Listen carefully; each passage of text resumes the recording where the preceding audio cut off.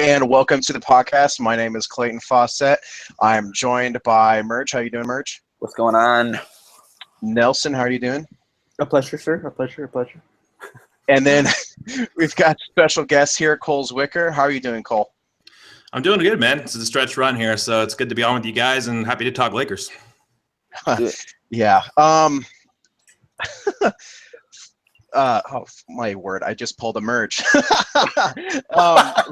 Real quick. We wanted to go over each other's top 5 boards before we jumped into it. We'll let Cole talk a little bit longer. So, Merge, let's get you and Nelson real quick. All right. My top 5 is I got Fultz at 1, Dennis Smith Jr. at 2, Jackson at 3, Lonzo at 4, and Isaac at 5. Wow, I'm surprised you dropped Isaac so far lately. More of a ball type thing. Gotcha. Yeah. Nelson? I currently have Fultz, Isaac, Ball, Jackson, and Smith. All right, and I've got Fultz, Isaac, Jackson, Smith, and Ball, I think. Cole? I have Markelle Fultz in his own tier at 1. Then I have Dennis Smith Jr. 2, Lonzo Ball 3, Jonathan Isaac 4, and Malik Monk 5. And all those guys are in the same tier. I have a tier 2 to 7, so Tatum would also be in that tier as well as Josh Jackson. Tatum at 7. All right. Interesting. I think you're the highest I've heard anyone on Monk. That's really not as you said on your podcast, that's not really the archetype of player that you usually have there, but you really, really must buy into the elite shooting on that one. Definitely. I mean, his shooting diversity is pretty rare. If you just break down his film, he's really advanced off ball as far as knowing how to utilize screens, sprinting off screens full speed, setting his feet, shooting. He can shoot either direction off the dribble, really advanced there. So I just think he's shown enough diversity where, I mean, unfortunately, he's 6'3" and not 6'6", where you think that he could be a better defensive player with more strength acquisition. But as far as just a shooting prospect goes, there might be some playmaking upside there, too. I mean, he played with terrible spacing. You had dig downs off of De'Aaron Fox, Isaiah Briscoe. Wayne Gabriel was setting the screen. They would just trap him off those actions most of the time. You have Bam Adebayo out the 5. So I feel like there's probably some upside there playmaking-wise. But, yeah, just the shooting I really like. Wonderful. Let's start off with the rumor lately that's been going on of Josh Jackson, and it's really between Josh Jackson and Lonzo Ball, but for some reason the Jackson rumors keep poking into things. Cole, how do you see that fit exactly? I think Ball's a little bit of a cleaner fit just because, I mean, both of them are fine in a motion setting because they can move the ball, they can make the extra pass. But Lonzo's better at sprinting off actions and, getting shots off screens. That's not really Jackson's game. He's not someone who's right now adept at, shooting NBA threes, let alone from a standstill. And then if you're going to have some shoot off motion, I think that's a bit much for him. But defensively, I think that's where Jackson's getting the looks from. You see the possible pairing of him and Brandon Ingram as far as the range that would have off ball. You can play him at the 3 and the 4, and both in chaos creator roles. I think they would do a lot of damage there. And Ball that fits a little tenuous defensively with D'Angelo Russell as far as both of them not really being able to defend the point of attack well. They're not that quick twitch as far as defending opposing point guards. But the offensive fit, I feel like Ball definitely edges out Jackson there. Definitely agree. Merge? I'm pretty much with Cole. The fit offensively, I think Lonzo, his shooting, at least right now, is pretty much what puts him a lot over Jackson. I mean, Jackson improved a lot during the season, but I trust more of the standstill and off the screen with Lonzo shooting the ball. Also, Jackson's a good passer, but Lonzo is probably the best in this draft at making that pass and being able to help others create. Defensively, Jackson obviously gets the nod over Lonzo. Jackson and Ingram defensively could be something kind of scary. I mean, Ingram being just a long kind of freak, and hopefully he can develop into a bigger guy and a stronger guy, and then having Jackson, that like really emotional type defender, someone who's going to get after type of the better type players in the league. Someone who can just sort of just bother others. But I think if we're just going overall fit, I think Lonzo fits a bit more. Just the offense pushes him over the edge for Jackson for me. So, Gotcha. Nelson, Yeah, I think the offensive you've been the fit- guy I think that has really been jumping up on Lonzo lately. So that one is interesting to me. Yeah, I think it's just been the playmaking and the fit with D'Angelo. Just because D'Angelo, I have trust in him as a high level primary initiator, and I think that Lonzo would strive having that kind of initiator next to him. Just because I don't really think that Lonzo can be that guy, just because he doesn't have the athletic burst to really turn the corner. Sometimes on switches and on pick and rolls, and he relies heavily on the step back three, which if that's limited it somewhat, then he has really limited half-court offensive game apart from catch-and-shoot shooting and winning the ball.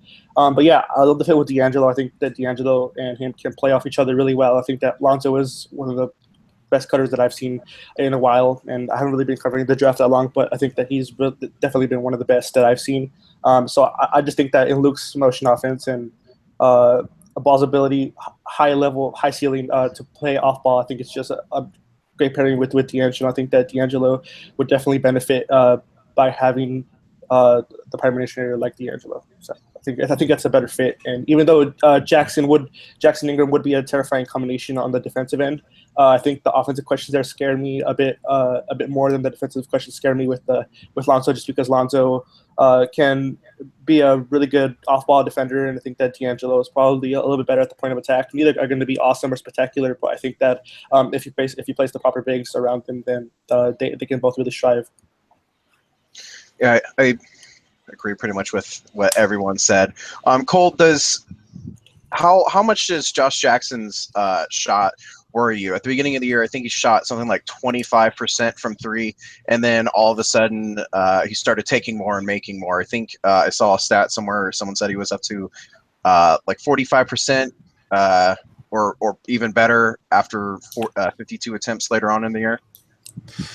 I'm definitely concerned. I mean, we've seen this before, even with Ingram, when he came out, he had that high 3-point percentage, a little bit higher than Jackson, and then that low free throw percentage, a little higher than Jackson. Still, Jackson, 56% from the line, it's really concerning. I mean, this is not somebody who's shown the ability to shoot off movement. He doesn't shoot good from a standstill that well. I mean, the most promising thing for me is you did see him hit some NBA threes later on in the season off the hop. It looked better rhythm-wise, but we're again talking about someone who has never been a proficient shooter in his past. He did make some technique adjustments as far as I think he ironed out that hitch a little bit. It wasn't as,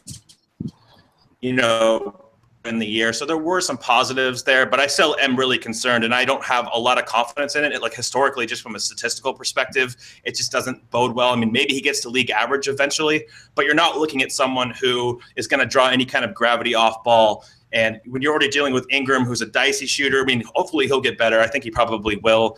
And Randall at the 4, if you guys keep Randall, who knows where that's going to go. Just overall, it's hard to survive 3 perimeter players that can't really shoot. That's a lot of strain on D'Angelo unless you get like a unicorn 5. Zubats is okay from the mid-range and stuff like that, but that's probably not enough. So, yeah, just to answer your question more succinctly, I am definitely concerned about Jackson's shot.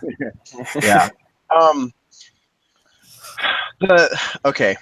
One of the things that I constantly see around Lakers on Lakers Twitter, not necessarily with like smarter Lakers Twitter, but just the general fan of if you draft Lonzo, you're going to have to trade D'Angelo. I know all of us disagree with that. I think I've heard you say that you disagree with that as well. What are your thoughts on that? Because I don't think it has to happen like that. Yeah, the narrative that like he's going to knock D'Angelo off his point guard duties and it's going to be Lonzo's team to run, I don't think that makes any sense. I mean, they complement each other pretty well. I think for the reasons you guys touched on, Lonzo's an outstanding cutter off ball.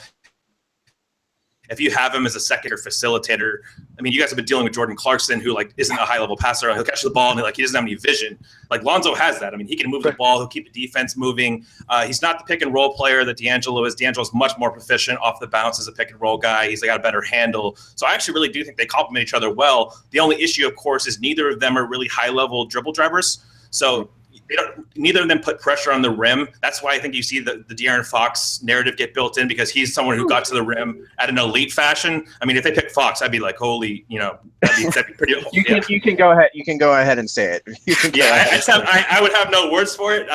Lonzo's a better prospect than De'Aaron, so I think the narrative in that aspect is wrong. I actually do think they complement each other really well offensively.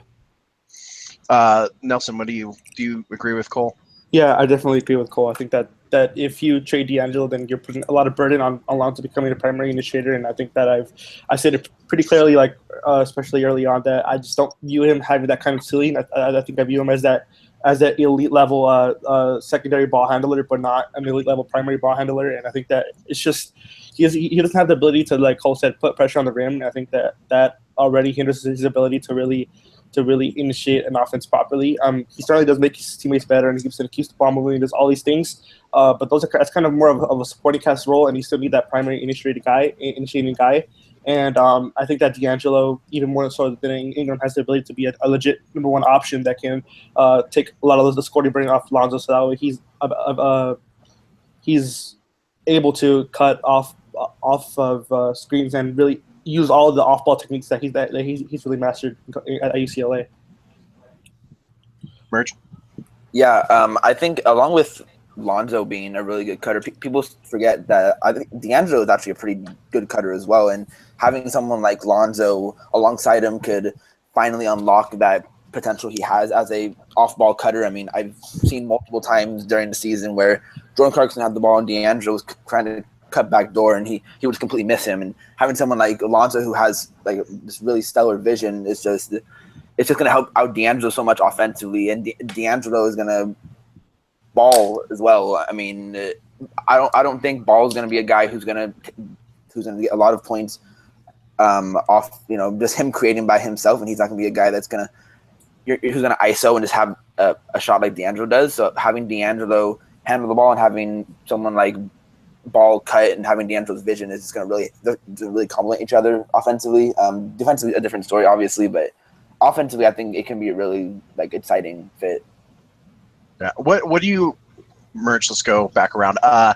Merch, what do you think of the fit of either Jackson? Well, we kind of touched on Jackson with Ingram, but we didn't really talk about Ball with Ingram or I mean, even no one's really even touched on Randall other than Cole real quickly.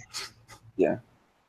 Merge, what do you think? Oh, I think Lonzo could actually help out Julius more so than Ingram. I think if Lonzo can create some wing type ISOs for Julius, which is probably his best asset as an offensive player, just the isolation scoring, the first step, and finishing at the rim.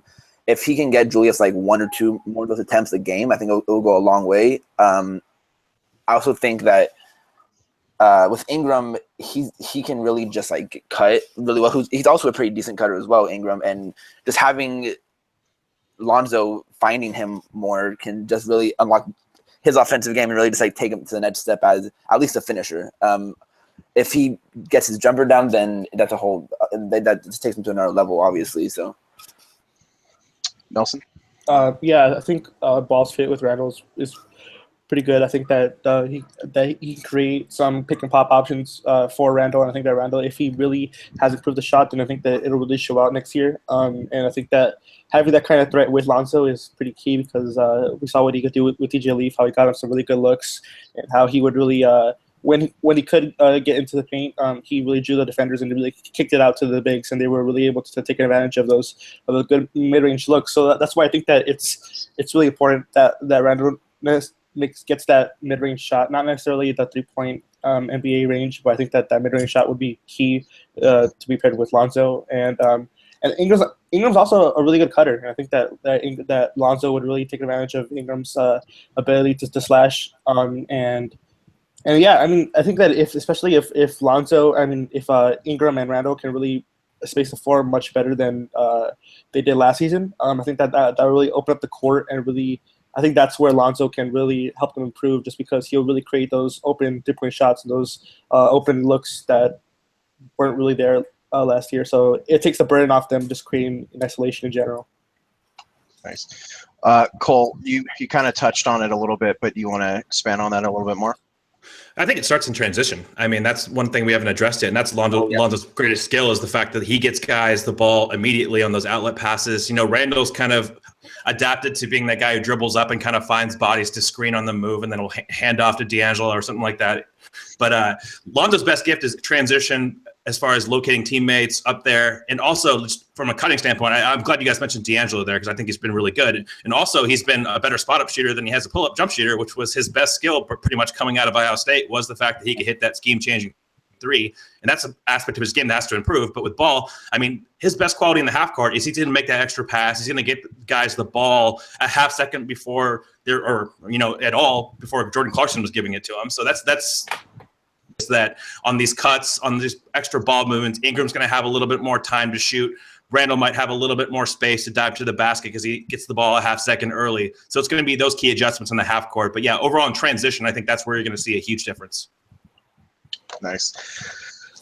So a guy that the Lakers had in on Sunday is one of Cole's favorites, and one of Merge's as well. Can you tell me how you think Dennis Smith Jr. would fit with the Lakers? I would be really worried about the defense. I know a lot of it was situation, like NC State was really bad, and so he just got frustrated a lot. But with the, I think it was only like a 6'3" wingspan as well, since he's only 6'3". How do you see that working? It's actually a 6'5" wingspan. That's unofficial. I heard off the record. It's listed at 6'3". You guys are absolutely right, but I heard it's a little bit longer, so that's an improvement a little bit. But yeah, I mean, defensively, you're absolutely right. The effort level was just horrendous last year in pretty much every capacity. What I like about him is he at least flashed the ability. Like, he has active hands. He had 240 pace adjusted. Like, you see the anticipation skills. He's not completely worthless there. He's really strong. That's his most underrated quality, is that he's really well compactly built, 195 pounds. He can absorb contact. When he actually tried to sit down and slide around like screens and pick and roll, he did that pretty easily. Just the fact that he never did. He like ducked under every screen just lazily. It was hard to watch. But offensively, I'm higher on a shot than most people seem to be. Most people aren't high on a shot. For an athletic guard, I actually think that his form, and he was 16 of 39 on NBA threes in college. Like, he has a good shot. He can play off ball. You just didn't see it a lot because he never tried. Like, he would just stand in the corner who didn't have the ball. He would stand on the baseline and like mess up their actions. But if you got like a scheme where he's running off screens, I think he's capable of doing that. We've seen him do it in stints, as far as taking a dribble handoff, catching on the hop, going left. So he has some game there. And he's somebody that can definitely put pressure on the rim. If we're talking about that kind of point guard, if you think that he can play off the ball sufficiently, like, he can get to the rim, he can play pick and roll. He's a little more raw pick and roll as a playmaker, but I think there's some upside there. Again, no spacing on that team. He played with two traditional bigs, one secondary handler, and Markel Johnson. So yeah, I'm higher on Smith just because I think he's a three-level scorer, kind of the way Fultz is. He's not as productive as Fultz, doesn't have the same tools, but maybe a little bit better burst, better athleticism. So yeah, I think he fits okay with D'Angelo because I feel like both of them can play with the ball. Both of them can play without the ball. But defensively, yeah, at that point, you probably need a rim-protecting center who can also guard in space, and Ingram to really arrive as a chaos-creating at the four. So I like the fit. One thing I did want to bring up, you touched on, was that rim-protecting big. I'm not gonna say who I've been a fan of forever because I don't want Merge and Nelson to laugh at me. But a guy that I would love to somehow trade up and get, even if we take Lonzo, is his UCLA teammate Ike Anigbogu. Okay. I mean, I personally I think I like him more than several others, just because of the length. I see him as a rim protecting big. I think I don't think there's a ton of film on, at least that I've been able to watch as much as I'd like to, of him like out on the perimeter. But would you agree with something like that, or would there be a different type of big that you would prefer? Yeah, I mean, the thing with that is, like, he can't really pass. He's not really skilled. So in Luke's system, like, how does he really fit? He reminds me more just a spread pick and roll kind of dive big. I think he can protect the rim, and he tries to block absolutely everything around the basket. And he's built. he's freaking built. I mean, that guy has tree trunk legs. He's super strong, really long. He's just really raw. I'm not sure what he is as a basketball player just because his role was so limited at UCLA. You don't really know what his intellect is. He could be just a developmental project that takes you 4 years to get anywhere. Do you want to invest that kind of time and money, depending on where you draft, of course? I mean, you're going to get those players when you start picking in the 20s, especially in this class when there's like a bevy of bigs that nobody really knows what the hell to do with. So, I mean, in that area, I would totally support that. But if you're looking for like an immediate contributor, I don't think you're going to get like Zubats, for example, that kind of skill level and immediate touch. I think he could provide immediate dividends. And Bogu is more of a long-term investment, in my opinion. Yeah, my main concern is just the defensive side, so that's why I'm more in on EK. Before we start talking about other options, Merge, you can talk about your boy Dennis Smith. Yeah, I would actually like to credit Cole for bringing me back on, because I was a big fan of Dennis coming out of high school. You know, just the athleticism alone just really made me a fan. But he had fallen off for me. Wait, after, Merge likes athletic guys? I had no idea. Oh, yeah, thanks. But after his season with NC State, I had kind of just like fallen on him. I think watching him and like does not really try at certain points really brought me down on him. But after doing some more like film watching and some more like research on it, I just really like his upside as an offensive player. Cole said it himself. He has the potential to be a 3-level scorer, and I mean, his athleticism, going to the rim, it's just. I've seen him go up against some really top-notch defenders in college, at least someone like Jonathan Isaac, where he just went at him and just took it right at him and was able to just make that. And his shot is underrated. I agree with that point as well. I think it's a better, more fluid shot than people really see. I also think he didn't really fully get to show how good his athleticism can be, because half the season he was still kind of recovering from that ACL injury. So he wasn't able to fully show all that, but there was games where he just completely took over an offensive end. The one that stands out to me was that Duke game where he scored, I think it was like a 30-point game where he had, and he just took over that game and won it for NC State. But I think the fit with the Lakers is a bit better than some people expect. His shooting is definitely going to be key to that. If he can shoot and he can come off screens and play off D'Angelo, and having a guy who can be such a high level offensive player like him would be awesome.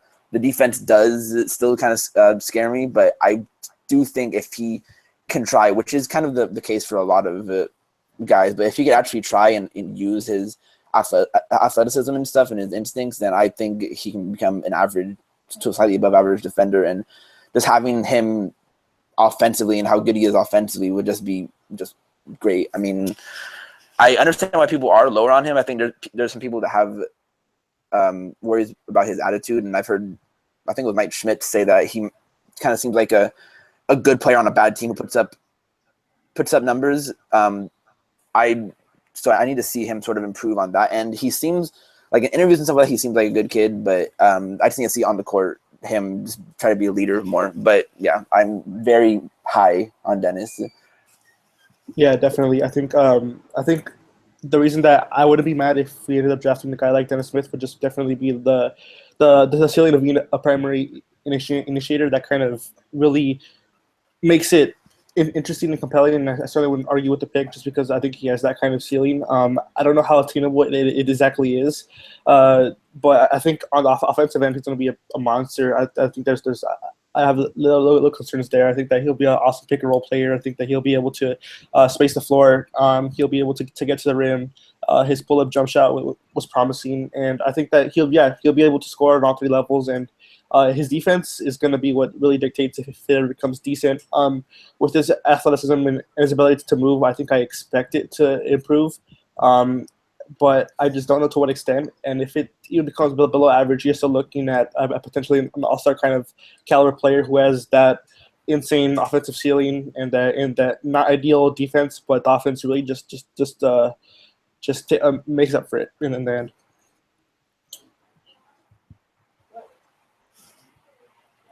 Clayton? Man down. Hello. I think so. Lose Clayton? Oh yeah, we did. Okay, so I think after that, I think we're gonna talk about no, let me look. I have the outline for a second. I'll just edit this out, so it'll be fine. Yeah. Okay, so the Lakers were out Markelle Fultz today, and with the rumors of the Celtics liking Josh Jackson, and I'm praying that the Lakers can get Markelle Fultz. But Cole, how do you see a Markelle Fultz D'Angelo backcourt potentially working out? Well, offensively, it would be awesome. I mean, that's the main thing you get at. I mean, Markelle is basically D'Angelo on steroids. Like, he actually gives him that last level of – D'Angelo's more of a two-level scorer to me. He's not proficient around the rim. I think Markelle can add that element. And he's a great passer. I think that's the most underrated part about him at Washington. You didn't really see a ton of that because they played two traditional bigs all the time. They didn't have any pick-and-pop bigs, so the lane was always crowded. But he's still a creative passer. Like, he had some of the passes of the year. If you had to watch a lot of tape to see it, really. But the creativity is there. The handle is so elite for his age. I mean, he can do so many advanced dribble moves, those hang dribbles, spins, all that stuff. Like, he has the total offensive package, even though he isn't the best athlete. That's the thing. Like, his first step isn't great. His burst isn't great. He wins with his handle, kind of in a James Harden sense, ideally. I mean, he gets a lot of that play, but offensively, I love the fit because I think that Fultz can shoot off ball. Again, you didn't see a ton of that similar to Dennis Smith, but at least, a little bit off screens, mostly off like baseline out of bounds plays or something like that. But there's enough there to where they can coexist, and Fultz can have that last level of attack as far as getting to the rim. Defensively, again, there's going to be issues because neither one of them is quick twitch athlete. Fultz is big and he's strong. He's got a really burgeoning frame. I like him there as far as just compactly his length. But I think his profile is better as defending too. Same with D'Angelo.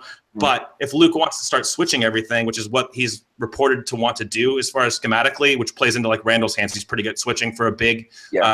Fultz can do that in time. I mean, if he's going to add to his frame, he's going to be really strong. I don't think he's going to be a defensive liability that like teams headhunt on these pick and roll actions. You see smaller guards get attacked. He's going to be fine there. So I like the fit a lot. Yeah, I think my favorite part about Markelle Fultz offensively, it's a little thing, but I really enjoy watching him do it. It's when he splits the double teams, and he's had a couple where he went like behind the back on double teams, and I that alone just won me over. But his offensive potential, I heard you say